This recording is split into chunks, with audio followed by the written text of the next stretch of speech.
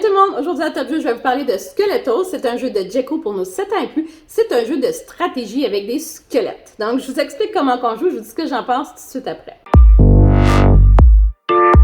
Alors le jeu vient avec des cartes numérotées de 1 à 12 et ce qu'il faut remarquer, c'est d'abord le fond de la carte. Donc il y a différentes couleurs de fond. Il faut aussi remarquer ce que portent les personnages, dans le fond la couleur du vêtement que portent les personnages. Alors il y a 6 cartes grises qui représentent le chiffre 1 et ensuite toutes les autres cartes, ce sont des cartes à dos blanc. Et ce qu'on va faire pour commencer, on va mélanger les cartes numéro 1 et on va en donner une à chaque joueur. Et ça, ce sera sa carte de départ.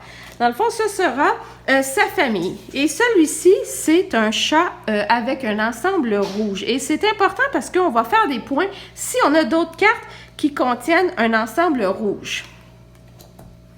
Donc, ce qu'on va faire, on va mélanger toutes les cartes à l'exception des grises qu'on va mettre de côté, et on va les mettre sur le côté. Ce qu'on essaie de faire, en fond, et le but du jeu, c'est de faire le plus de points. Et pour faire le plus de points, il faut d'abord essayer d'avoir la plus longue suite entre 1 à 12. C'est possible aussi de manquer des numéros, évidemment, donc 1, 3, 4, 6, 8. Par contre, tous les chiffres, par exemple, qui vont se suivre, 3, 4 se suivent, vont faire des points. Tous les chiffres qui vont être incorrects, donc 8 et 7 et 9, vont nous faire perdre des points. Une fois qu'on est rendu à 12, c'est à ce moment-là que l'on va compter tous les points qui restent. Donc, je vous explique ça un peu plus tard, mais là, on va jouer une petite partie. Alors, j'ai distribué une carte grise à chacun des joueurs au hasard. Toutes les autres cartes grises vont être mises de côté. Et je vais brasser toutes les cartes avec un dos blanc et je vais les mettre sur le côté ici à droite. Maintenant, je dois piger des cartes pour avoir la suite la plus complète, si on veut. Alors, je vais commencer à piger. J'ai un 2. C'est parfait, il me faut vraiment un 2. Donc, je vais garder cette carte-ci et je la mets face cachée. C'est maintenant à l'autre joueur. Un 8, c'est beaucoup trop haut. S'il met un 8 ici, il ne pourra pas mettre des cartes en dessous du 8. Un 5, non. 11, non. Est-ce qu'on continue? 10. C'est trop haut. 4. Excellent. Donc, il va prendre le 4. S'il continue à pousser sa chance, à ce moment-là, il risque de prendre une carte de la même, du même couleur de fond. Et à ce moment-là, il va tout perdre. Donc, je crois qu'il n'a pas le choix de prendre un 4. Alors, maintenant, c'est important. Et là, on met le reste en dessous. Alors là, c'est important de se rappeler ce que j'ai en dessous. Donc, moi, j'ai un 1 et un 2. Donc, je vais essayer d'aller prendre un 3 ou un 4, quelque chose de très proche. C'est très loin encore. Malheureusement, lorsque l'on pige des cartes qui ont le même fond de couleur, on doit se débarrasser d'une carte. Donc, soit je me débarrasse du 7 ou du 11 dans ce cas-ci. Disons que je vais me débarrasser du 11. Le 11 sort du jeu. Toutes les autres cartes sont mises en dessous du paquet. C'est maintenant à l'autre joueur. Un 6. Alors ici, je crois qu'il avait un 3, si je me rappelle bien, ou un 4. Et un 12. Donc, encore une fois, deux cartes de la même couleur. On doit se débarrasser d'une carte. Et dans tous les cas, il est interdit de se débarrasser du 12. Donc, on n'a pas le choix de jeter le 6. Et je pige 5. Alors là, moi, je me rappelle que j'avais un 2. Donc, je vais essayer d'avoir un 3 ou un 4. Mais là, plus je pise et plus je risque. Voilà. J'ai encore perdu ma chance. J'ai deux cartes de la même couleur. Le 2 doit être jeté. Et c'est maintenant à l'autre joueur. Il pige un 4. Je crois qu'il avait déjà un 4. Alors, il doit continuer à piger. Un 3. Un autre 3. Un 5. Je pense que le 5 est parfait pour ce joueur-ci. Il va le mettre face cachée. À mon tour. 11. 8, ce sont des cartes très, très hautes. Un 2, je crois que j'ai déjà un 2 ici. J'en ai pas de besoin. Un 7, encore une fois, des cartes de même couleur. Cette fois-ci, je vais me débarrasser du 7. Tiens.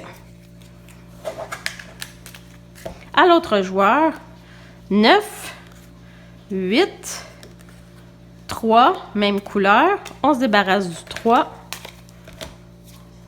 À mon tour, 4. Je crois que je vais garder le 4. C'est une très bonne carte. À son tour, 6.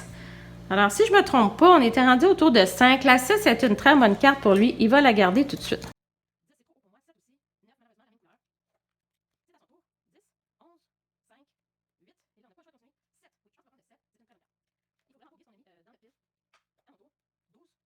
Je pense que je vais prendre la 6 et je la mets ici face cachée.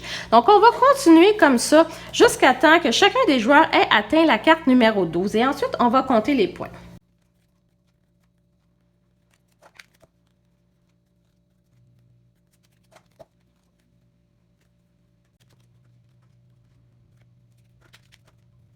Alors, ce joueur-ci a décidé de compléter avec la carte numéro 12. C'est maintenant à moi de finaliser mon jeu.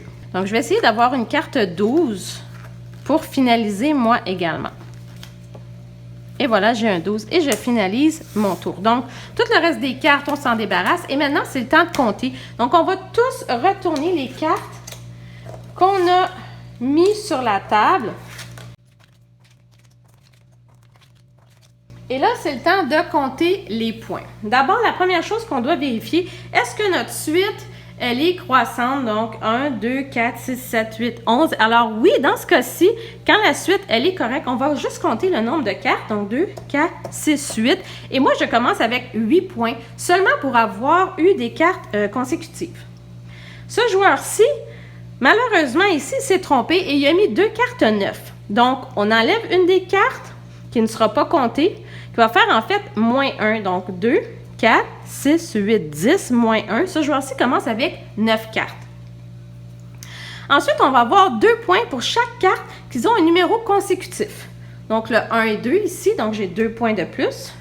6 et 7, 2 points. 7 et 8, 2 points. 11 et 12, 2 points. Donc j'ai 8 points pour avoir eu des chiffres consécutifs. Pour ce joueur-ci, 4 et 5, 2 points. 5 et 6, 2 points de plus. 6 et 7, 2 points de plus. 9 et 10, encore 2 points. 10 et 11, et 11 et 12. Et tout ça va faire 2 points à chaque fois. Et finalement, on va avoir 2 points supplémentaires pour toutes les cartes qui contiennent la même couleur de vêtements que notre numéro 1. Donc, dans ce cas-ci, moi, je suis jaune. Donc, je vais avoir 2 points de plus pour ma carte numéro 7. Alors que le joueur ici, qui est en habit rouge, je vais avoir 2 points ici seulement supplémentaires. Alors, ce joueur-ci va gagner puisqu'il a fait le plus de la même couleur, le plus de suite, le plus de cartes en général. Alors, ce que je pense du jeu Skeletos, d'abord, si on regarde les cartes, je crois qu'elles sont très, très, très jolies. C'est vraiment le fun. Il faut vraiment aimer ce genre de graphique-là. Par contre, c'est pas tout le monde.